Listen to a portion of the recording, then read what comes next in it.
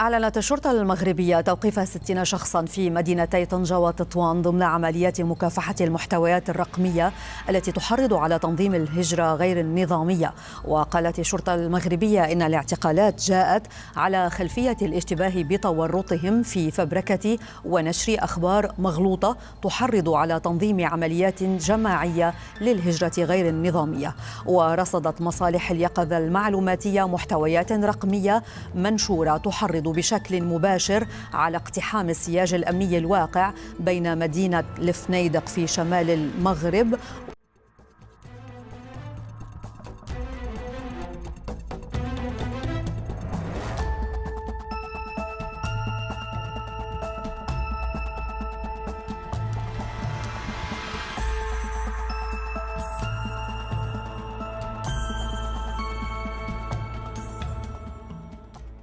بسم الله الرحمن الرحيم، والصلاة والسلام على سيدنا محمد أشرف الأنبياء وخاتم المرسلين. السلام عليكم الإخوان، كنتمنى تكونوا في صحة جيدة. تا واحد منا الإخوان ما غادي يعجبو يشوف في قنوات إخبارية أجنبية الآلاف ديال البوليس والشرطة والأمن المغربي كيجندوا راسهم باش يمنعوا واحد الهروب جماعي ديال قاصرين مغاربة ديال الأطفال. منين غادي يهربوا من البلاد ديالهم، بحال هاد الولاد هادو ما عندهم والدين، بحال هاد الولاد ما عندهم وطن، بحال هاد الولاد ما عندهم حتى شي واحد كيسهر عليهم في ديك البلاد. ملي كتشوف هاد النوع من الاخبار فكتصاب بالاحباط، اولا لانه الصوره ديال البلاد ديالك كتقاس، ثانيا ما كترضاش، ثانيا كتبدا تفكر في الاسباب والمسببات وكتقول بانه الا كان المغرب كيتقدم ولا عنده واحد المظاهر ديال التقدم حنا كنا كنعرفوها وهضرنا عليها في بزاف ديال الحلقات. كنت قلت لكم في واحد الحلقه الاخوان، القلب النابض ديال الوطن هو الانسان، هو الشباب. ومساله ديال التأطير كتبقى مساله جد معقده، لانه كاين التأطير اللي كيكون في المدرسه، كاين التأطير اللي كيكون في الاسره، وكاين التأطير اللي كيكون كيتمارس على المجتمع، وكاين عمليات الاقصاء، وكاين معضلات الطبقيه، كاين معضله اخرى هي معضله الطبقه المتوسطه. الا جيتي تهضر في هذا الموضوع الاخوان ديال الحريق وما تنهضروش على اي فئه، تنهضروا على فئه ديال كما قلت لكم قاصرين. ملي كنقولوا قاصر كنقولوا غياب استراتيجيه، تنقولوا غياب رؤيه، تنقولوا غياب اهداف، ولكن كنقولوا وجود طموح وكنقولوا وجود حلم. في غالب الاحيان كتسمى حلم بالفردوس ولا الخدعه المميته. وهنا فين كتدخل واحد المعضله اخرى سميتها ساكنه دول الجنوب والتفاوتات الحاصله مع دول الشمال. موضوع الاخوان الى جيتي تعالجوا ببساطه فغادي تكون مجانب للصواب، ولكن كذلك الى جيتي تعمق فيه فغادي تكون مجانب للصواب، لانك ما عمرك غادي تلمس الحقيقه. لانه الهجره ماشي دي وليده اليوم، الهجره ديما كانت، والمهاجر ما عمرك يمكن لك تحبسه. ولكن هنا ما كنهضروش الاخوان على هجره طبيعيه، هنا كنهضروا على 15/9 وانتشار اخبار في وسائل التواصل الاجتماعي، تهييج الشباب من اجل الهجره. شكون مول هذه الاخبار؟ ولكن قبل ما نذكروا شكون مول هذه الاخبار الاخوان خصنا نهضروا في هذا الموضوع. غير هو اسباب الهجره تختلف. كاين اللي فقط عنده حلم ديال الهجره، ونقدروا ندخلوا هذا في خانه المغامره، باغي يشوف بلاد اخرى، باغي يشوف ناس اخرين، باغي يهاجر، باغي يغامر، باغي يتعرف على اجواء مختلفه على الاجواء اللي عاش فيها وتربى فيها. هادشي ما كيلغيش انه كيحب الاجواء اللي تربى فيها وعاش فيها، وهذه الحاله هذه حاله مفهومه. وكاين اللي كيقلب على السهوله، وفي السهوله كيلقى السراب، لانه كيظن بانه الوطن ديالو ماشي جدير بالاهتمام، لانه الوطن ديالو ما فيه ما يدار، لانه الوطن ديالو كيشوفوا بواحد النظاره سوداء وكيمشي يقلب على واحد ليل دورادو، واحد الحلم. في غالب الاحيان كيتحطم هذا الحلم بواحد الواقع مرير، هو واقع اللي كيعيشوه جميع المهاجرين ملي كيلقاو ان الصعوبه اللي كتكون في بلد المهجر اكثر من الصعوبه اللي كتكون في الاوطان ديالهم. وهذا الشيء كيدخلوا فيه عده عوامل: اللغه، شبكه ديال المعارف اللي عندك، سهوله التوصل الى المعلومه الصحيحه، وزيد. ملي كتصطدم بالواقع المرير ديال الهجره كتفهم بانه كان يمكن لك يكون عندك سهوله في بلادك، ولكن كنرجعوا ديما للخانه ديال المغامره. وكاين اللي حقيقه الواقع المعيشي ديالو كيعطيه بزاف ديال المبررات انه يبدل كما تنقولوا المرقد، ويقلب على مكان اخر اللي يوفر ليه شيئا ما الكرامه ديالو. بالفلوس اسمعني، ما كيحرقوش على قبل الفلوس. الساب كيحرق غير على الكرامه ديالو، ما خاصوش يعيش مدلول. حنا ميتين كنموتوا 1000 مره في النهار في بلادنا والله ما لانه الكرامه حنا كنقرنوها بالدرهم. كلما كان جيبك عامر كلما كانت عندك كرامه، وهذا واقع ما نقدروش ننكروه. وكاين اللي كيهرب من المسؤوليه، ونقدر نقول لكم ان هذا الرقم هو اللي يقدر يكون مرتفع، الهروب من المسؤوليه. بحال هذاك اللي كيظن انه بمجرد الهروب غادي تنتهي المشاكل ديالو، كيهرب من المسؤوليه بكل بساطه. اختيار الهجره خصوصا في وقت مبكر ولا في سن صغير هو هروب من المسؤوليه، وهو انه هذاك السيد ولا هذيك السيده ما ترباوش على المسؤوليه، لانه كتلقى حتى الاسره ديالو ما عمرو حساتو بالمسؤوليه ولا قالت ليه بلا خصك تواجه المصاعب وتغلب عليها. كيبان ليه هو الهجره ولا كما كنقولوا الحريق هي الطريق الاسهل باش يلقى واحد الواقع افضل، ولكن في حقيقه الامر هذه واحد الكذبه كبيره بزاف. ما عمرك تتلقى واقع افضل. الواقع الافضل كديرو انت في جميع البلايص اللي يمكن لك تكون فيها، كنتي في البلاد، كنتي في المهجر، كنتي في اي بلاصه. هاد المساله هذه كتخصك انت وما كتخص حتى شي واحد. ال ديبون دو توا. قادر ماشي بالضروره عندك المؤهلات، ولكن واش انت قادر بعدا عندك المقدره على انه تبدل الواقع ديالك. وفي غالب الاحيان بزاف الناس ما كتكونش عندهم المقدره انهم يبدلوا الواقع، بل كيتسناو يبدلوا المكان باش يتبدل الواقع. ولكن في الحاله اللي كنهضروا عليها اليوم الاخوان كنهضروا على انتحار جماعي، كنهضروا على محاوله هروب جماعي، وكما قلنا كلهم قاصرين. وهنا هذا الانتحار الجماعي الاخوان كنقارنوه باندحار لصوره الدوله القادره. وهنا فين كيتطرح واحد الاشكال كبير بزاف. هاد الشباب اللي باغيين يهربوا عندهم واحد التصور على بلاد المهجر، على انه الدولار اللي غيتبدل فيه الواقع ديالهم. ولكن في حقيقه الامر السن اللي هما فيه ما كيسمحش لهم انهم يكون عندهم هذا النوع من التفكير، بل هو فقط البحث عن السهوله اللي ما عمرهم غيلقاوها.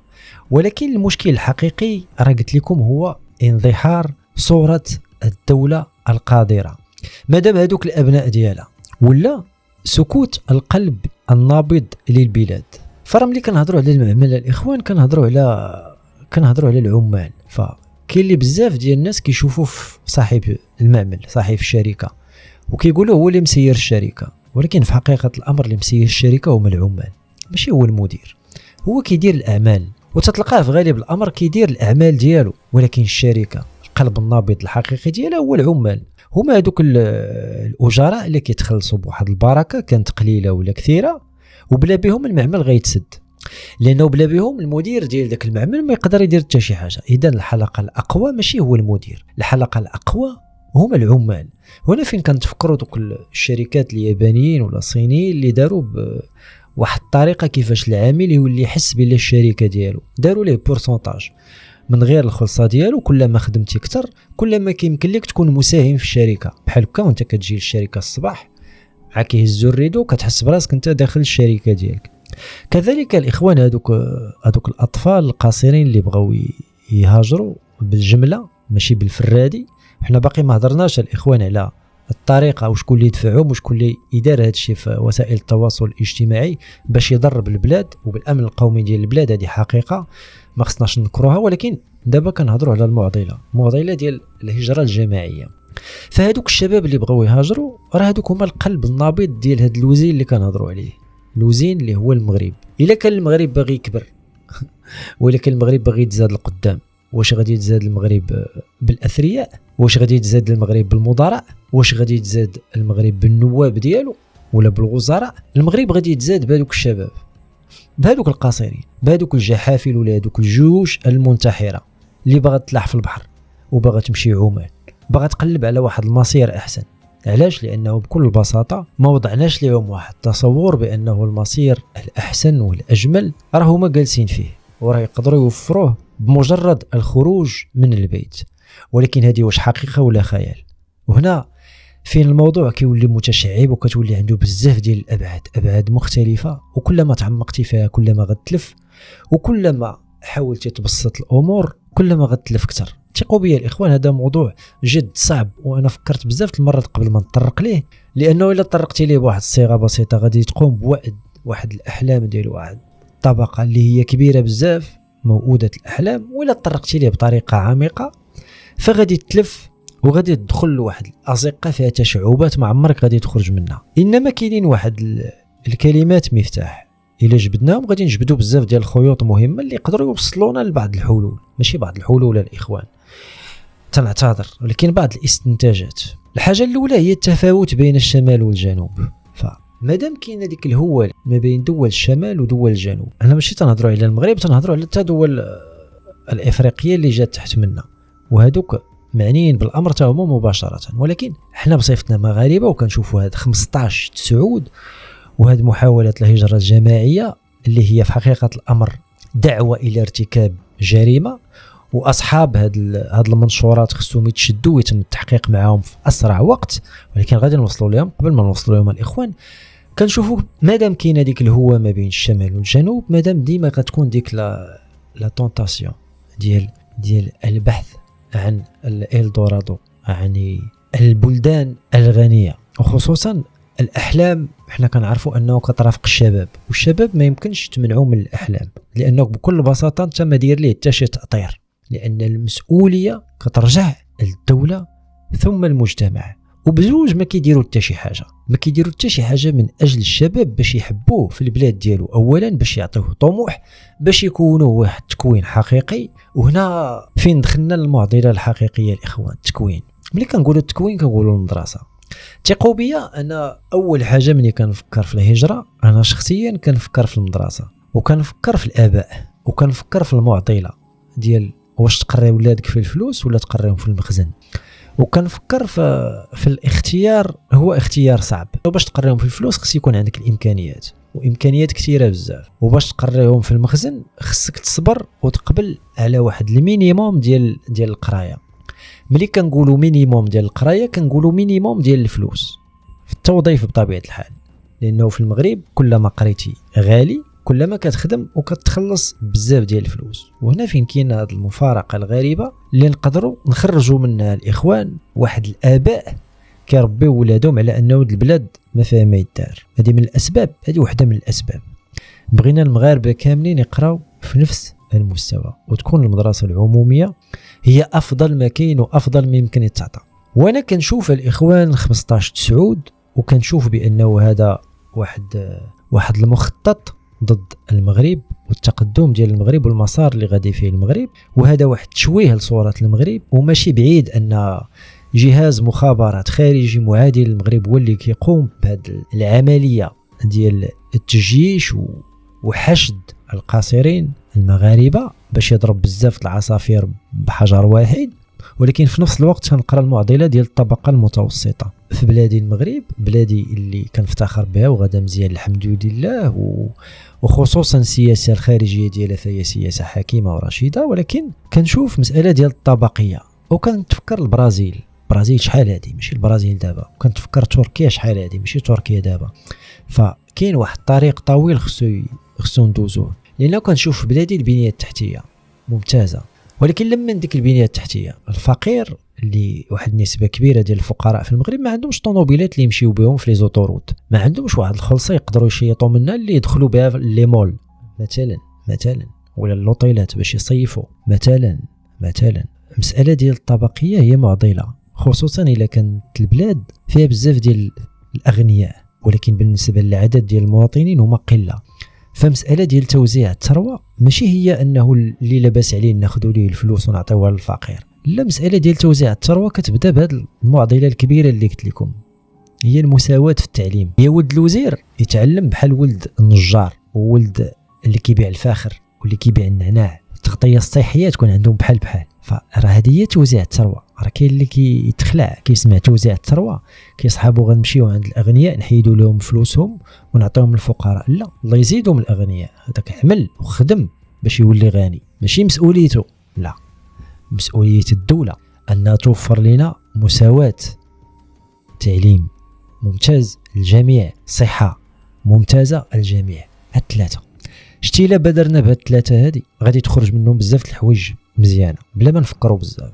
غادي تخرج التوعيه ديال المجتمع، غادي تخرج افاق، غادي يولي بنادم كيبان لي بلا عنده حظ انه يكون عنده مكان في بلاده. وهذوك العدميين غادي يقلوا، ثقوا بيا، العدميين غادي يقلوا، لانه العدميين كيلقاو هذه المناسبه. كيقول لك فين انا غنقري وليداتي؟ انا باش نقري ولدي خصني 3000 درهم في الشهر، منين كنجيبها؟ راه هي اللي كنشد. غادي يقول ليه واحد اخر سير قري في المخزن، ولكن غادي يخرج واحد الابن فقير، وغادي نكثروا ديك الشريحه ديال الفقراء، وغادي نزيدوا في هذيك الطبقيه وهذاك الشرخ اللي حنا ما بغيناش. شتي علاش قلت لكم الاخوان هذا الموضوع كلما تعمقت فيه كلما غنتوضر؟ داكشي علاش انا شديت لكم في المدرسه ملف واحد نعالجوه، اننا نعالجوا هذا الملف. ياك حنا كنعالجوا ملف ديال كره القدم وتبارك الله غادي مزيان، وانا كنأيد اننا نمشيو في هذا تقويه هاد الرياضه هذه، لانه عندها بزاف ديال الاشعاع وانا فاهم اش كنقول. ولكن الاكبر اللي خصنا نعالجوه، وفي نفس الوقت الا عالجنا بزاف ديال المعضلات، هو المدرسه، هو الهدر المدرسي، هو المساواه في التعليم. راه اهم ملف اللي خصنا نبادروا به وخص المغرب يبادر به راه هو هذا. وانا اب وعندي ابناء وكنعرف اش كنقول، واي اب تنظن ملي غيسمع هذه الهضره هذه غادي يكون متفق معايا، ولا اي تنعتذر الامهات قلت اب، ولكن الاب راه فيه الاب والام. دابا ندخلوا على الاخوان. الشق الثاني هو الحمله الرقميه من اجل تحريض الشباب على الانتحار، ماشي على الهجره، على الانتحار، لانه بكل بساطه دوك الشباب باغيين يصيفطوهم المصير مجهول. ثانيا الاخوان الطريقه هي يرميو براسهم في البحر، حتى واحد ما غادي يوصل، كلشي غادي يموت. ثالثا زعزعه الامن الداخلي للوطن. ورابعا الاخوان استهداف النظام العام. كلشي هادشي واضح. انما هاد الحمله هادي منين جايه؟ في ظل الاخوان الصراع المفتوح، انتم راكم عارفين شكون هو العدو المباشر ديالنا. اجهزه الاستخبارات الخارجيه كتقوم بالعمل ديالها، ما يمكنش نمنعوها مادام وسائل التواصل الاجتماعي مفتوحه، مادام خونه الوطن يمكن لهم يشتغلوا لانهم بايعين الدمام ديالهم ويقدروا يقوموا بهذا العمل. المخابرات المغربيه ما نعساش وغادي توصل لهم في اقرب وقت. ومساله القاصرين كاين واحد الاستقالات ديال الاسره، انما غادي نرجعوا لنفس النقطه ديال المدرسه. ولا قدينا المدرسه راه تقد كلشي.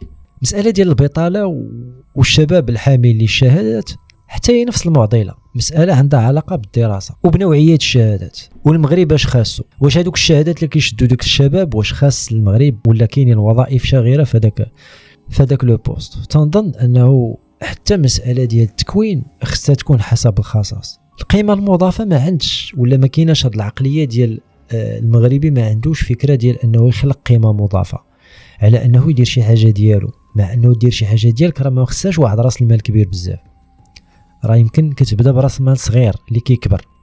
المغرب فيه سوق مفتوحه، اي واحد يمكن يولي لاباس عليه، ولكن انت واش عندك استعداد تكون لاباس عليك؟ ما تنظنش. علاش؟ بكل بساطه لانه انت ما عندك استعداد انك تخدم على راسك، وتظن بانه خص ديما تسنى شي واحد يعاونك.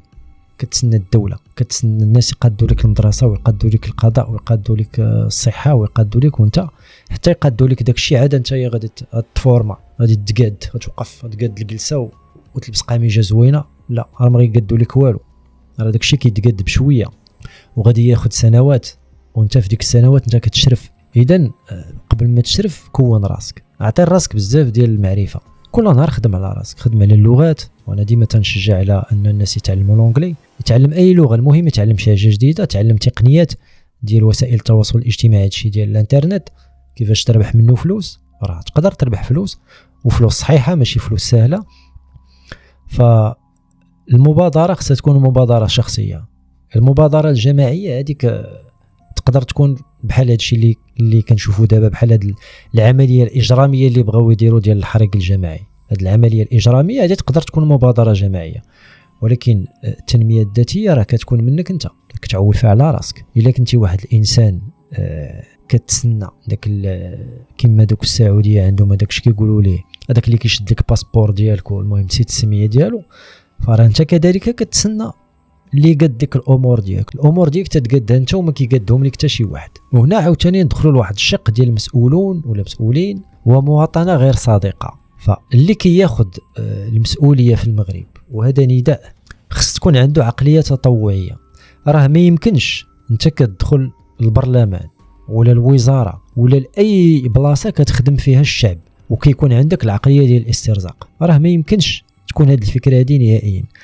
راه خصنا هذه المساله هذه تكون واضحه. ملي كتاخذ مسؤوليه وكتولي كتخدم الشعب، راك خصك تكون فيك وطنيه حقيقيه، ماشي مواطنه غير صادقه، لا وطنيه غير صادقه، لانك تتولي كتخدم المصلحه ديالك والمصلحه ديال العائله ديالك، وكتولي كتستنزف الخيرات ديال البلاد، لانك كتولي بكل بساطه شفار. وكدير لنا واحد المعضله اخرى كبيره بزاف، هي المغرب وموروكو. لانه حنا كنعرفوا موروكو، كنشوفوه مواقع التواصل الاجتماعي، وكنعرفوا المغرب وحتى هو كنشوفوه مواقع التواصل الاجتماعي. موروكو يقرب للمغرب والمغرب يقرب لموروكو، وما يبقاوش عايشين متباعدين بزاف. فكما حنا كنبغيو وباغيين نوحدوا البلاد ديالنا كما وحدناها من طنجة للقويرة، الحمد لله بغينا نوحدوا المغرب وموروكو. وهذيك الطبقية وهذاك الشرخ الكبير اللي كاين ما بين الطبقات في المجتمع، ما بين الفقراء والاغنياء، خصو يتقلص. تخيل معايا واحد الخلصه ديالو ما كتكفيش باش يخلص بها فين يعيش، الكرا باش يكون تحت منه سقف. كيفاش غادي يكون الطموح ديالو؟ ولكن السؤال الحقيقي، كيفاش غادي يكون الطموح ديال وليداته؟ الجواب هو في الاول ديال الحلقه كان واقيلا. فالوحده الترابيه ديالنا الاخوان ماشي غير هي الارض، هي طبقات المجتمع، نقربوا الهوة ما بيناتهم.